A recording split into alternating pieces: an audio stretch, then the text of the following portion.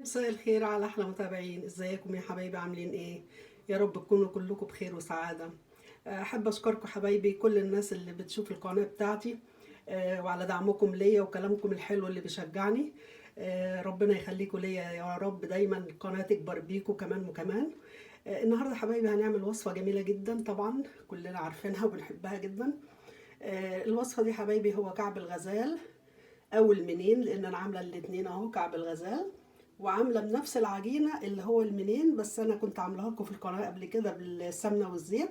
بناء على طلب حبايبي، اللي في ناس يعني مش بيحبوا ياكلوا السمنه في الصيام، فعملته لكم بالزيت بس المره دي، وطلع تحفه. مش قادره اقول لكم جميل قد ايه. زي ما انتم شايفينه كده، بمكونات بسيطه خالص، كوبايتين زيت وكيلو دقيق عمل لنا الكميه الجميله دي. طبعا في قد الكميه دي مره تانية، بس انا حبيت اوريكم بس كده نموذج ليه يعني. عملنا منه اللي هو الساده، اللي هو المنين، عملنا منه الساده، وعملنا منه اللي هو بالعجوه، محشي عجوه. يلا حبايبي بينا على الطريقه والمقادير. حبايبي هنحضر العجوه بتاعتنا. انا جبت اللي هو البلح انا اوريه لكم شكله ايه اللي انا عملته. جبت البلح ده حلو جدا، بدل ما نعمل العجوه ومش ضامنين طبعا نضيفه ولا مش نضيفه، هناخد البلح ده نغسله كويس جدا ونضربه في الكبه، وحطيته في الصينيه زي ما انتم شايفين كده في الطاسه. هنحط حبه بس زيت. انا عملت طبعا النهارده هعمل المنين او كعب الغزال بالزيت. كل حاجه اعملها بالزيت عشان خاطر بناء على طلب واحده حبيبتي طلبت مني ان هو بالزيت بس، عشان مش بتحب السمنه في الصيام. دلوقتي هنحطها على النار هاديه خالص لحد اما العجوه بتاعتنا دي تبقى طريه وحلوه ونرجع تاني نشوف هنعمل مع بعض العجينه حبايبي. دلوقتي حبايبي معايا الكيلو دقيق بتاعي. احنا هنعمل كيلو دقيق، هنحط عليه حبه من الملح كده بسيطه، قيمه ربع معلقه، ما نكترش الملح. وهنحط عليه المحلب، معلقه كبيره من المحلب، انا طحناه كويس جدا. الحاجات اللي انا بحطها دي حبايبي تبع يعني حسب الرغبه، اللي هو المحلب او اي حاجه تاني، شمر او اي حاجه انتوا حابينها تحطوها دي براحتكم. هنحط معلقه صغيره من البيكنج باودر عشان يدي هشاشه كده للمنين بتاعنا او كعب الغزال، اهو معلقه صغيره كده اهو. نقلبهم مع بعض كده كويس الاول.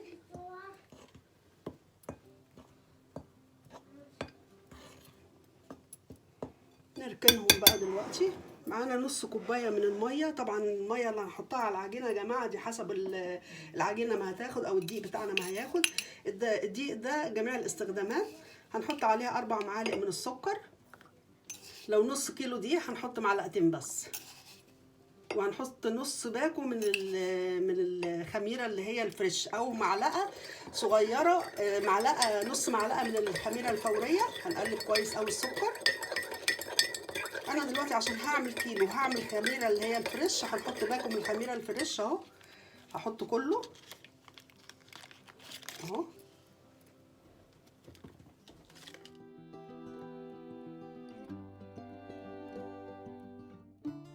دلوقتي حبايبي انا هحط الزيت، ادي كوبايتين زيت بنفس الكوبايه اللي انا عامله فيها الخميره. قلبنا الزيت بتاع الدقيق بتاعنا كويس. اهم حاجه طبعا يا جماعه الزيت ده يكون دافي مش سخن. احنا مش بنحط الزيت مقدوح ولا اي حاجه، هنفضل نبس فيه زي الكحك كده بالظبط. بس اهم حاجه عمليه البس دي تبس كويس جدا، بحيث كل الحبيبات بتاعه الدقيق تتغلب بالزيت اهو. دي حبايبي بعد ما بسيت العجينه، انا طبعا نسيت اقول لكم ان انا في معلقتين او 3 معالق حسب الرغبه يا جماعه. حكايه السمسم دي حسب ما انتوا بتحبوا فيه سمسم كتير او لا، انا حطيت السمسم. ودلوقتي الخميره بتاعتنا زي ما انتم شايفين طبعا، بصوا يعني الخميره ناجحه مليون في الميه اهي، عملت الريم ده. هنحط الخميره اللي هو نص كوبايه، لو عايز التاني هنحط. ما نحطش على طول يعني مره واحده السوائل يا جماعه عشان ما تنشفش مننا. ونعجن بايدينا كده لحد اما العجينه بتاعتنا تبقى طريه وحلوه. لو ما عزتش ميه تاني خلاص. ده شكل العجينه بعد ما حطيت النص كوبايه. بصوا حاساها ان هي ناشفه محتاجه تاني. في المرحله دي نحط حبه حبه وبرده ميه دافيه، ونعجن لحد ما نلاقي القوام بتاعها حلو كده وملمسه طري، بحيث ان احنا نعرف نفردها بسهوله. هنحط كميه الميه وهشوف واقول لكم اخدت كميه ميه قد ايه. ماشي. ادي حبايبي بعد ما العجينه هي خدت كوبايه ميه بالظبط. بصوا العجينه بتاعتنا مفتحه وحلوه ازاي. هذا المقاوم المطلوب، لازم تبقى بالطريان ده وحلوه كده. هنغطيها بقى بالاسترتش راب ونسيبها تخمر براحتها لحد ما الحجم بتاعها يتضاعف، ونرجع نشوف مع بعض هنعمل ايه. دلوقتي حبايبي خدت جزء من العجينه زي ما انتم شايفين، حته كبيره مش كبيره قوي، صغيره. هنفردها بالمردانه بتاعتنا، ما نخليهاش طبعا سمكها تخين قوي يا جماعه. هنفردها كده بالطول على قد ما نقدر، تبقى مش تخينه عشان خاطر كعب الغزال لسه يعني هيخمر، واحنا مش عايزينه يا حبايبي يبقى ايه تخين اهو. بس السمك لان احنا كده كده هنلفه كذا مره، فهيبقى ايه هيبقى تخين قوي لو سبناه. نجيب بقى العجوه بتاعتنا اللي احنا فردناها اهو زي ما انتم شايفين كده اهي. نفتح الكيس بس الاول اهو، وهنروح قلبينها على ايه على العجينه بتاعتنا. العجينه بتاعتنا مثلا حاسين ان هي في حتت هتبقى فيها ما فيهاش عجوه، هنجيب من البتاعه التانية اللي احنا عاملينها اللي احنا فردينها، نكمل الاجزاء اللي هي فاضيه دي نعملها كده بقى زي رول اهو كده. وما نحاولش حبايبي نتخنه قوي علشان خاطر ما يبقاش ايه اهو. هنقربه لكم كده كده اهو، ونقفل من تحت كده اهو. اهم حاجه يتقفل كويس جدا من تحت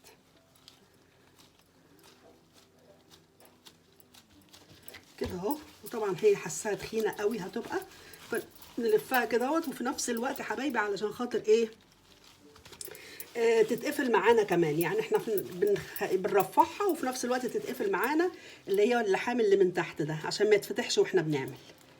اهم حاجه نتمم عليه كده كويس قوي، نبططها بس كده شويه ونلمها كده بحيث ان هي تبقى شكلها حلو. اول جزء ده احنا هنشيله طبعا عشان ما فيهوش عجوه اهو. هنشيله ونظبط الامور بتاعتنا كده اهو. دلوقتي عشان خاطر كعب الغزال بتاعنا يطلع زي بعض بالظبط، هنقيس كده اهوت كل صبعين ونعمل حز كده اهو. مش هنقطع دلوقتي، هنقطع بعد ما نخلص الحزوز اللي احنا عاملينها دي اهي كده كده اهو. كده باذن الله يطلع كله قد بعضه بالظبط كده اهو حبايبي اهو زي ما انتم شايفين. وبعدين بقى نروح مقطعين كده اهي. بس نخلي بالنا طبعا عشان المفرش ما يتقطعش من تحت، بالراحه كده.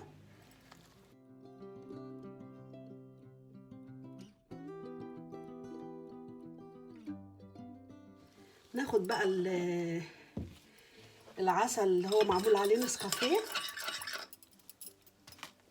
ونبلها كده اهو بالراحه خالص، ونحطها في السمسم اهو. بصوا بقى شكلها تحفه. ايه رايكم في الجمال ده؟ طبعا هنسيبها تخمر تاني حوالي ربع ساعه. هعمل معاكم واحده تانية وانا هكمل بقى المقدار مع نفسي، بس هعمل لكم كذا شكل يا حبايب قلبي.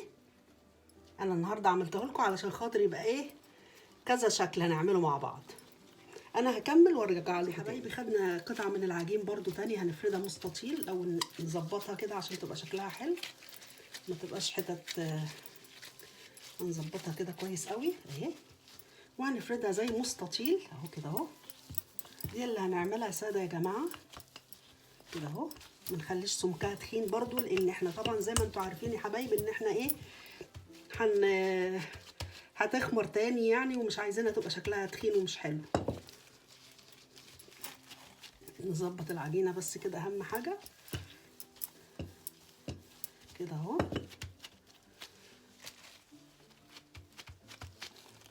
اهم حاجه زي ما انتم شايفين كده. هنظبطها من الجناب، هنشيل الزيادات دي اهي، والناحيه التانيه نفس الحكايه اهي كده اهو. ومن الناحيه دي برضو كده كده اهو. نخلي السمك بتاعها اهم حاجه يا جماعه يبقى سمك واحد. ده ايه يعني مثال تاني للحاجات الاشكال اللي احنا هنعملها. ونبتدي نقطعها كده صوابع عريضه براحتكم، يعني الحاجه اللي تريحكم اعملوها كده اهو كده اهو. ادي السمك بتاع الصابع، بصوا مش تخينه قوي ولسه هتخمر يا جماعه. برضو هنحطها وهنعمل شكل تالت مع بعض، برضو شكل حلو قوي كده. هنركنها كده على جنب وناخد العجينه دي، مش هنرميها يا جماعه، هنعملها تاني. دلوقتي يا حبايبي بنعمل مع بعض شكل رابع برضو، بس ده هنخففه بقى شويه لان احنا هنحط طبقتين على بعض كده اهو.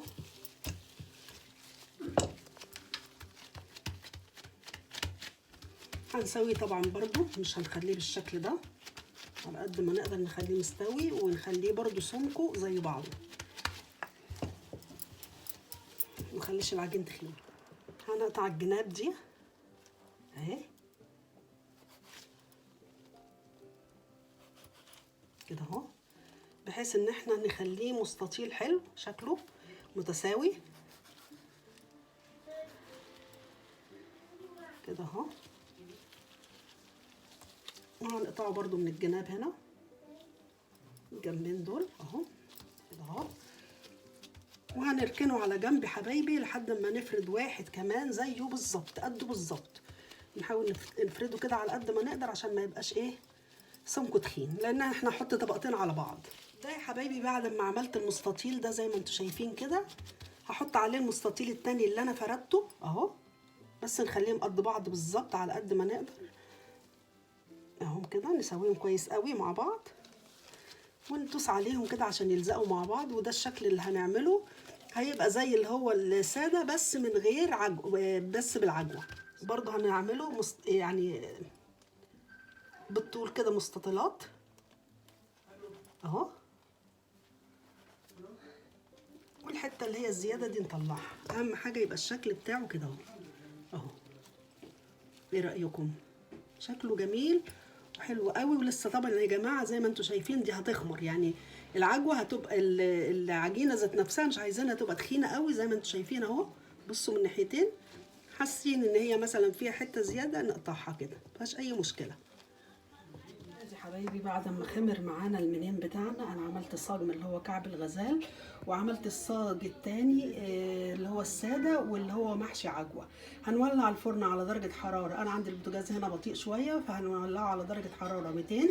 اللي عنده الفرن بتاعته حاميه يولعه على درجه حراره 180 من فوق ومن تحت. لو ما عندكيش الفرن الكهربائي تولعي عليه من تحت الاول، ولما ياخد لون من تحت نروح مولعين الشوايه لحد ما ياخد لون من تحت ونطفي عليه. نرجع نشوفه بعد ما حبايبي وصلنا لنهايه الفيديو. زي ما انتم شايفين المنين بتاعنا جميل جدا، تحفه بجد، حاجه كده روعه. بصوا المنظر بتاعه جميل ازاي، قد ايه هو حلو، والتسويه بتاعته جميله جدا. لما اللون بتاعه يجي كده بالشكل ده يا جماعه، مش لازم من فوق يحمر، يعني اهم حاجه يبقى القعر بتاعه كده مستوي والوش بتاعه اهو زي ما انتم شايفين مستوي.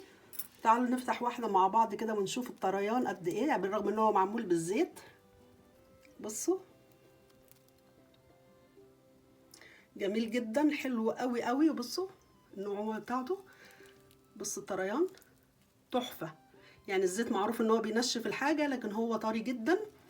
تعال نفتح واحده برضو كده مع بعض اللي هو بالعجوه، اللي هو التاني اللي هو عامل زي المنين بس اللي محشي، حلو قوي قوي وطري وجميل برضو، تحفه تحفه تحفه.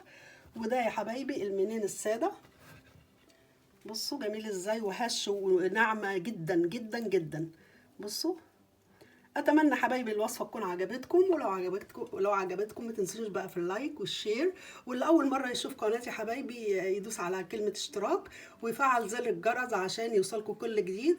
واقول لكم سلام، باي باي.